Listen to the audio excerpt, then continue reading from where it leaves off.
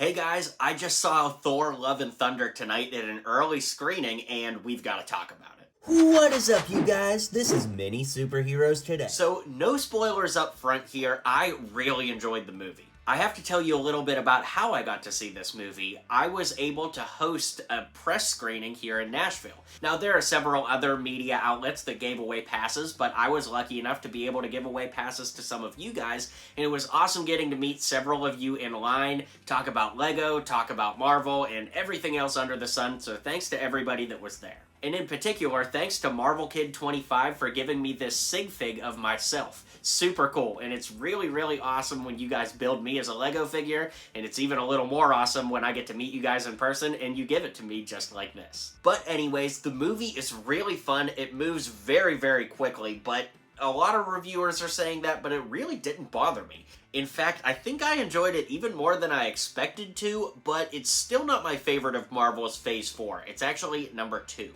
Because ain't nothing gonna beat Spider-Man No Way Home. The color palette on this movie is amazing. You have to see this one in theaters, and preferably in IMAX if you can. In addition to that, the action set pieces are really awesome. You know, in the earlier Thor movies, particularly the first two, we never really get to feel the might of Thor, but in Ragnarok, Infinity War, and Endgame, we definitely got to feel that, and with this being the next Thor outing, there's always a little pressure to make sure that we get to feel that, and don't worry, in the first action montage, you definitely feel it in this movie. I want to stay spoiler-free for just a little bit longer and talk about the characters. Natalie Portman is such an amazing actress. She always has been, but unfortunately, in her past outings as Jane Foster, I don't really think that she ever got to shine quite like she does in this movie. She crushes it and definitely steals every scene she's in. Similarly, it's unbelievable to me that Christian Bale is in a Marvel movie now, and man did he crush it. He honestly is so eerie and dark as a villain that sometimes I even felt creeped out knowing that it was fake, but like he was so creepy that it like came out of the screen at points. That being said, Chris Hemsworth is awesome as always. He's such a great leading actor for Thor, and I feel like this movie kind of makes him goofy again like he was in Ragnarok. He's not quite as epic as he was in Infinity War, which to me is the best version of Thor we've gotten on screen yet. Even Endgame, he was kind of silly as bro Thor, and this kind of borrows the best of both worlds. When he's in action, he's totally epic, but sometimes when he's speaking, he is a little bit goofy. So if you really like that, you're gonna love it in this movie, but if you're like me and you really like Thor the way he was portrayed in Infinity War, well, there's only a little bit of that in this movie. So now let's get into spoilers. And with those spoilers, I want to talk about the Lego sets, but I'll talk about those in just a minute. So a big spoilery thing that kind of bothers me is how disconnected this feels from the MCU, and admittedly, most of the MCU Phase 4 films have felt that way. I actually think Shang-Chi probably felt the most connected to the MCU because of Wong showing up in the post-credit scene with Captain Marvel, but even so, he was kind of off doing his own thing.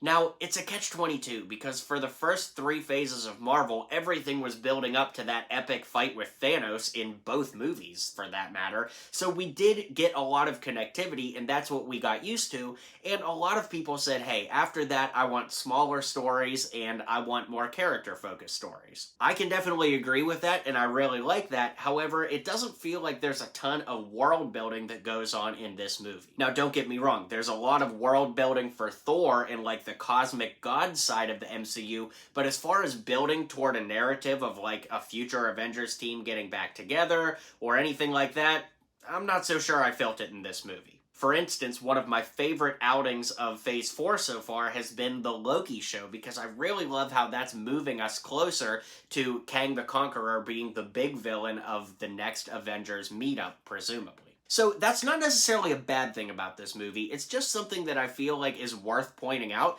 because again, to me, I really want that connectivity. I can understand why people might be a little bit tired of it, but that's the thing to me that separates the MCU from any other movie universe, let alone superhero movie universe, is that everything feels connected, and this definitely feels like it's in the MCU. It's just like no side characters really show up, or no bigger references or name dropped, like, you know, Thor doesn't say anything about Steve Rogers or any of the other Avengers or anything like that. So not a huge nitpick, but it's something that I really hope Marvel gets back to sooner than later.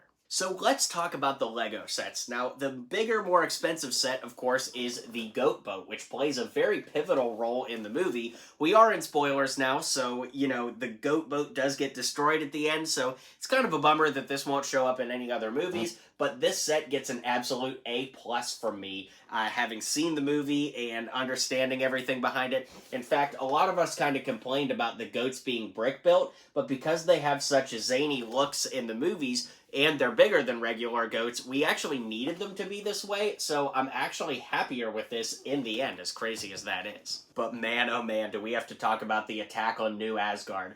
This may definitively be my least favorite MCU tie-in set ever. And the reason for that is, all the minifigures come in the Goat Boat, and the monster here isn't even all that accurate to the movie, so it's like, I don't really understand the point of buying this set if you're going to buy this set, and I highly recommend this set. I really like it, and, considering once you see the movie, you know how important the Goat Boat is. If you really want Thor Love and Thunder stuff, that's the one I'm going to tell you to get. So this set actually lost points for me after the movie. But that has me thinking about other potential sets that we could get for Thor Love and Thunder. Now, do I actually think we're going to get any more? Probably not. I mean, Spider-Man No Way Home deserved more sets, and here we are 6-7 months later, and still nothing. But some things that might have been cool would be like a Zeus arena battle, with Thor and Zeus with the lightning weapon. That would have been really cool. And honestly, this set would have been cooler if it was like a Gore final battle set that had them on that like black and white moon.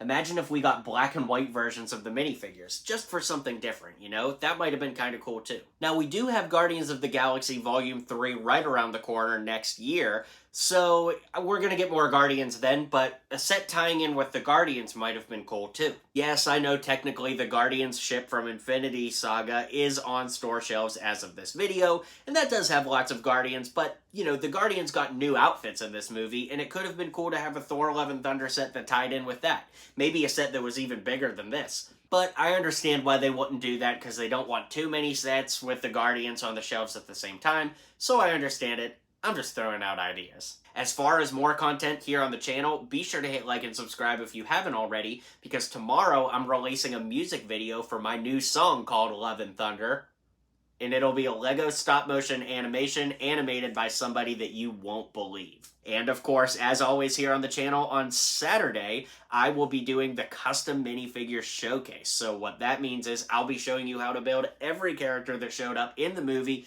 using 100% official Lego parts and pieces. I've got my work cut out for me on this one, so you don't want to miss it. I'll see you guys Friday for the music video and Saturday for the showcase. Jonathan out, and have a great rest of your day. Well, you made it to the end of the video. Thanks for hanging out with me today, and don't forget to hit like and subscribe, and maybe check out one of my other videos listed here.